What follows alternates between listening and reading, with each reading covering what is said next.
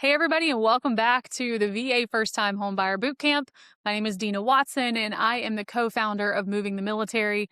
We are a platform for education and resources that are not only for our real estate professionals, but we also aim to be the #1 platform for education for you, the service member and the home buyer or seller.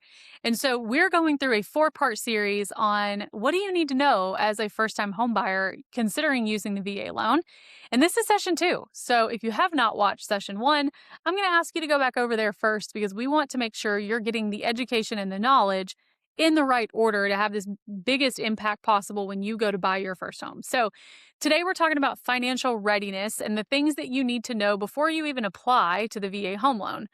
Now, as a reminder, the VA has nothing to do with the VA home loan in regards to pre-approving you. So that was a myth in the first session that you would have remembered, hopefully.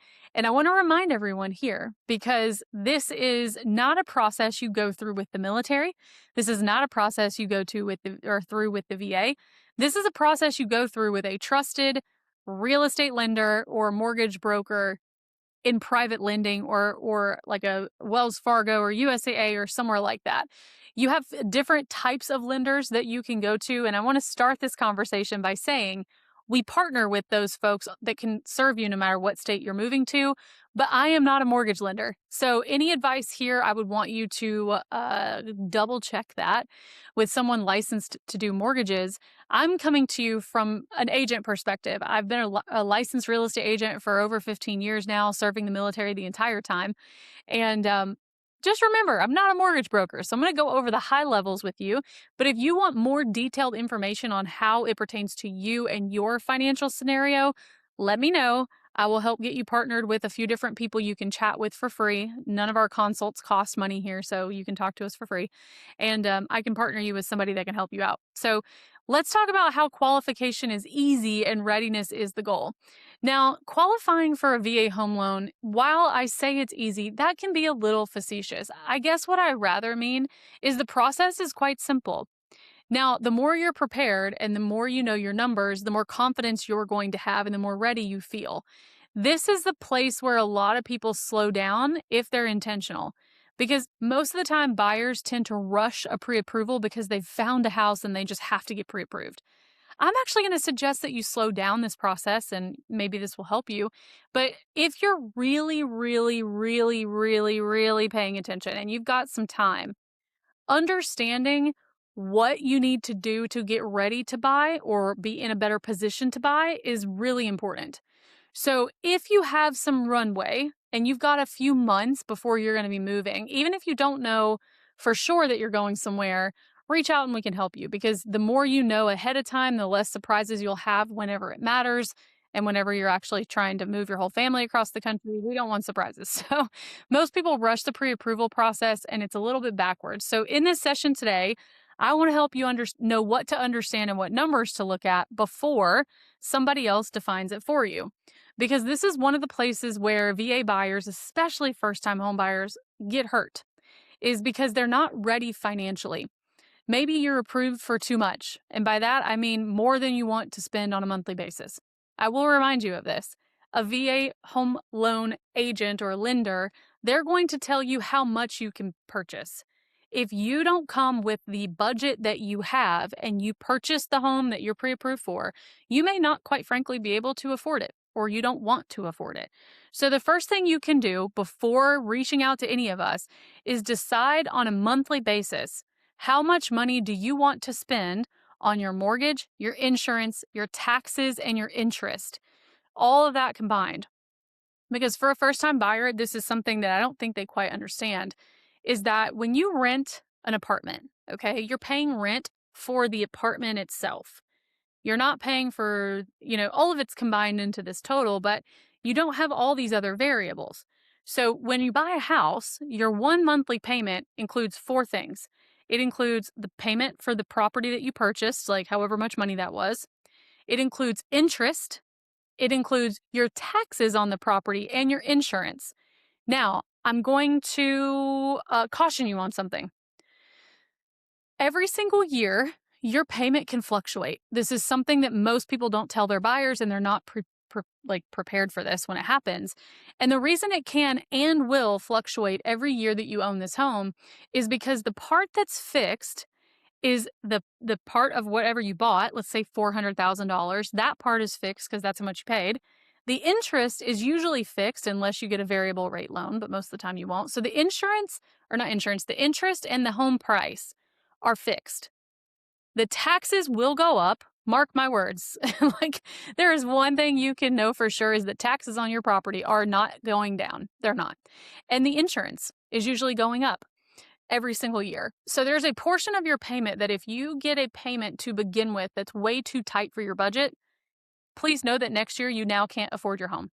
So if I'm working with you and we're doing a strategy session, which I've shared this before, but we offer these for free. Let's say that you can afford your maximum number is $2,000 a month. I'm going to encourage you to find something for $1,750 or $1,800 a month. Because if your max is $2,000 a month and those things go up next year, which they will, you may now be paying $2,200 a month or $2,100 a month, and you can't afford that. So what I want you to remember is if you get a payment that is too tight to begin with, it's going to be too hard to accommodate next year, which creates stress after closing. A year or two later, you're wondering why you're not able to pay your bills. Well, you didn't account for the fact that your payment could fluctuate year to year. Lenders are going to approve you based on guidelines. They will give you a total you can spend, but that doesn't mean you have to. You have to live with the payment. So just remember, when you're going to talk to a mortgage lender, tell them what payment you want and then ask them if you're approved for that much. I really would encourage you not to ask them, well, how much am I able to spend? Because what human nature is we're going to try to justify why we could spend that much and cause ourselves stress in the back end, and that's just not necessary. Being ready for this is going to protect your lifestyle. Because if you're used to having flex money where you can go out to eat, you can buy clothes, you can, spend $6 a day on, coffees at Starbucks or whatever. But all of a sudden your payment is too much. You now are compromising your lifestyle to accommodate for a mortgage payment, and you could have avoided that. Now, let's talk about the second thing that comes into play here, your credit score. When you're going to get pre-approved for a mortgage, they're looking at a few things, but the first thing they're looking at is your credit score and your income. Okay, so some things to consider. VA home loans are flexible. And what I mean by that is you're allowed to have a little bit lesser of a credit score than some other loan types, but lenders are also looking at things like your payment history. Do you pay things on time?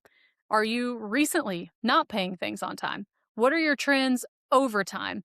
Because one late payment doesn't define you, but if you have a pattern of doing that, that most definitely can. So just as a reminder, if you are going to buy or sell a home in the next 12 months, not sell really, but if you're going to buy a home in the next 12 months, you need to make sure you don't pay things late that get reported to the credit bureaus, because that can cause you to get knocked out of the running. Even if you've got great, if you've got great income and you normally are wonderful, but for the last 12 months you've struggled, it's really important that you pay attention to those things.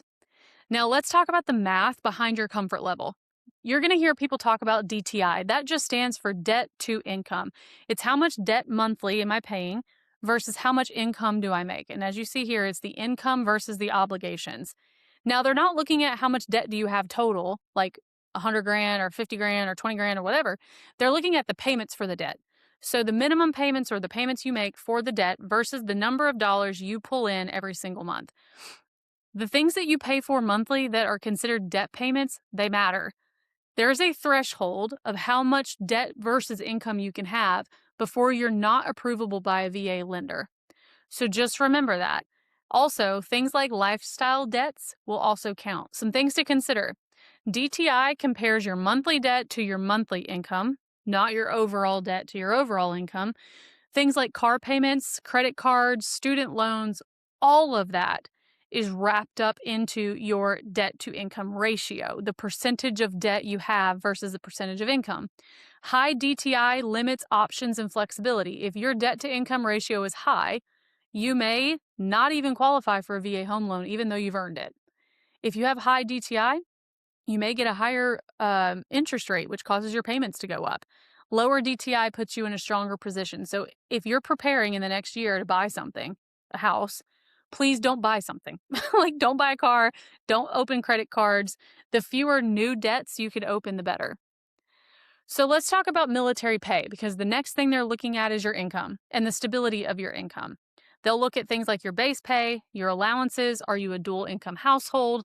They'll look at all of these things. So, something to also make mention of, which we won't talk about so much here, but if you're buying your home, if you're looking to buy a home and you're still in the service, but you're getting out in the next 6 months, you may not qualify for your VA home loan unless you already have a job lined up.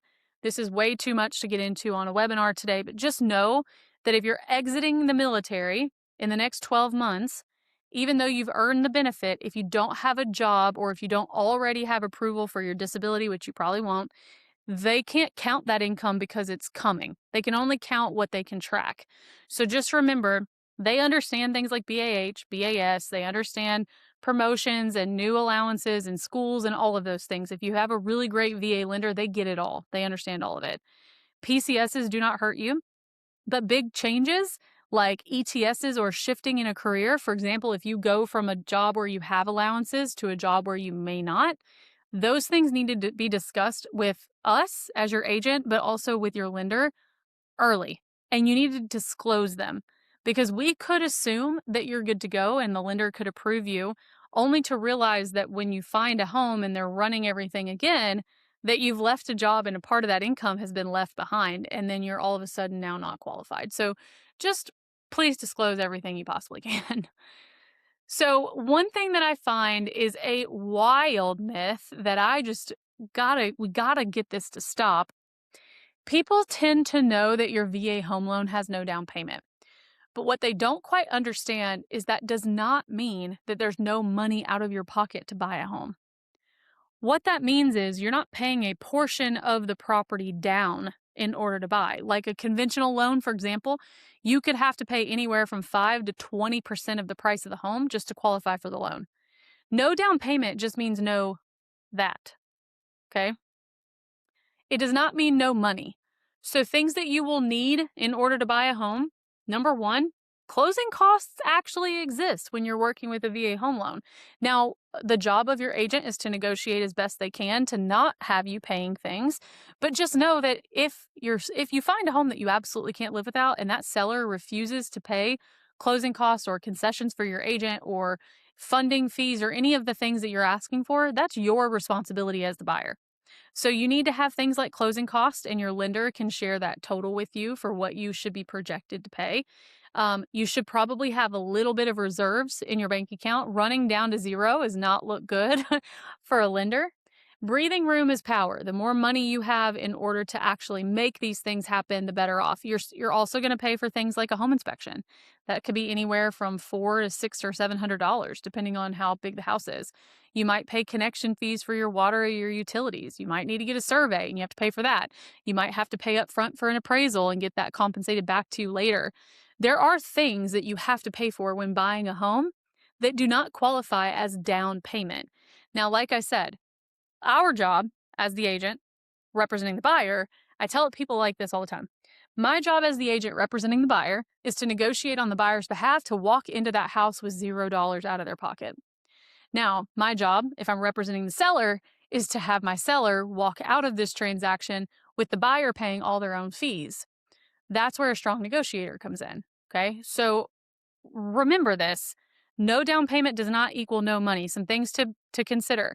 Although a VA home loan does not require a down payment, you can still put down money if you want to. There's no reason not to if you have the money to do it. The buyer's still going to need for things like inspections, moving expenses, closing costs with your lender. We already covered that. And just remember, you should probably keep an emergency fund after you close. I've shared with you in the last session, we have a few rental properties. We have a savings account for each of those 7 homes in case something went wrong. We're not struggling and like trying to find somewhere to scrape money together. Now let's make a shift. The most important decision you are going to make before you get started, your payment comfort versus your max approval. Okay. When a lender says you're pre-approved for $500,000, but you want your monthly payment to be $2,400, those two things are not the same. A $5,000 or $500,000 home on a current interest rate is probably closer to $35,000 to $4,000 a month. And that I'm not a lender. I'm just quoting out of what I know for right now. So you could end up in a spot where you're working on and looking at homes that you fall in love with up to your approval maximum that you don't believe is smart for your budget. Just remember, while you're in the military, your buying homes should be a logical, strategic decision, not an emotional one, unless you're buying your last home you'll ever buy, right? Or unless you're staying there and you're retiring in that location, that's different. But if you still have the likelihood of getting moved by the military, you should remember this is a logical decision. Can I sell this thing? Can it rent for my mortgage payment? Those are things you should consider. Flexibility beats maxing yourself out really every single time, without doubt. Some things to note: lenders approve based on math, not based on comfort zone. You should approve yourself based on comfort, future PCS, lifestyle goals, all of those things. The best buyers do not stretch themselves. You're going to position yourself to win every single month, okay? Now let's talk about being honest before you move forward.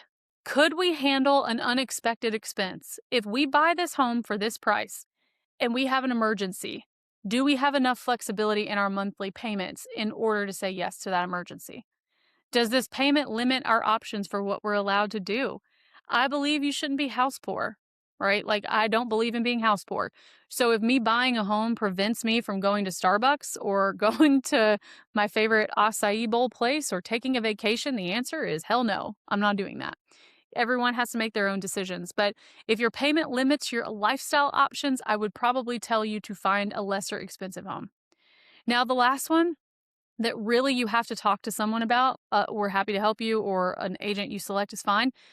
Would this still work if I PCS and can't sell it? If worst case scenario happens and we get moved and we have to rent this place, can I rent it for more than I have to pay monthly? That is a very important question that you should know before making an offer on anything, okay?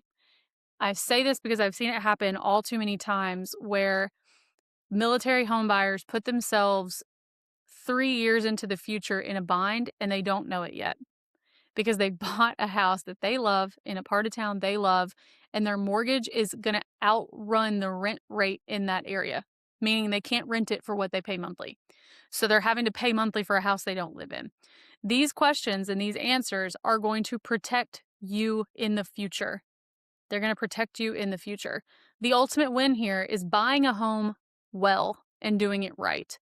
So as we talk about this, you're looking for 3 things. You're looking for leverage, you're looking for confidence, and you're looking for control. This will help you make stronger offers, better decisions, and less stress. So some things to consider, and I want to leave you with this. How the home buying process actually works is session 3. How do you actually go through buying a home? What all is involved? Yada, yada, yada. What happens when? All of that's going to happen in session 3. So I will see you back here for session 3, because I think session 3 is going to remove some of the fear by helping you understand what the process is and making things predictable. I'm going to share with you what's normal, what's not normal, what may be overreacting, but I believe the education always should come before action. So I will see you over there, and I hope you learned a little something in our session today.